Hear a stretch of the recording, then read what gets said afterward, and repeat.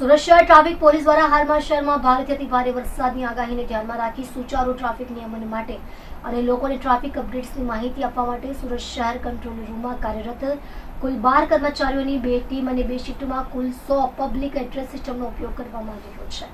લોકો સુરક્ષિત અને સલામત રીતે પોતાનું વાહન રોડ પર ચલાવી શકે અને વોટર લોગિંગ ટ્રાફિક વ્યવસ્થાપન વરસાદને ધ્યાનમાં રાખી સુરત શહેરના ગરનાળાની પરિસ્થિતિ ડાયવર્ઝન રૂટ ખાડીમાં પાણીના અપડેટ્સ આપવામાં આવી રહી છે, જેના મુખ્ય કારણ લોકોની સુરક્ષા અને તેઓ સુરક્ષિત રહે, સલામત રીતે પોતાનું વાહન ચલાવી શકે તે માટે ટ્રાફિકની રેગ્યુલર અપડેટ્સ આપવામાં આવી રહી છે। કમાન્ડ એન્ડ કંટ્રોલ રોલિંગ તમામ વાહન ચાલકોને નોંધો। આજરોજ સવારથી અવિરતપણે વરસાદ પડવાને લીધે અને ખાડી ઉભરાવાને લીધે સ્વિમેટ કરનારા પાણી લેવલ વધતા તેમનો વાહન વ્યવહાર બંધ કરેલ છે તથા ગોલાઘંટી અને ભીમનગર કરનારા પણ બંધ કરેલ છે, જેથી તમામ વાહન ચાલકો તે તરફ જવાનું ટાળશો। Command and control calling to Surat શહેર।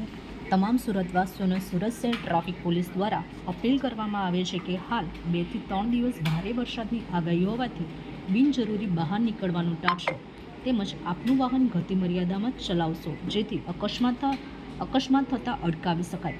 તેમજ સુરત શહેર પોલીસને આપની અને આપના પરિવારની સુરક્ષાના કાર્યમાં સાથ સહકાર આપશો। સુરત શહેર પોલીસ આપની સાથે, આપના માટે। જય હિન્દ, જય ભારત।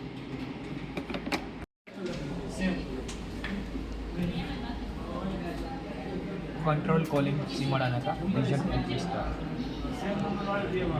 વાહન ચાલકો ખાસ નોંધ લેશો, સરથાણા ખાડી ઉભરાવાથી તેમજ શ્યામધામ રસ્તાથી નંદુરબાર ચોક, સરથાણા પોલીસ સ્ટેશન પાંચેનો વ્રજ ચોક, ટ્રાફિક ગોડાઉનવાળો વિસ્તાર અને સીમાડાથી કેનાલ તરફ જતા રોડ પરની ખાડી ઉભરાવાથી આટલા વિસ્તારનો ટ્રાફિક ફક્ત સીમાડા કેનાલથી સીમાડા સર્કલ વાળા રોડ પરથી જ પસાર થશે।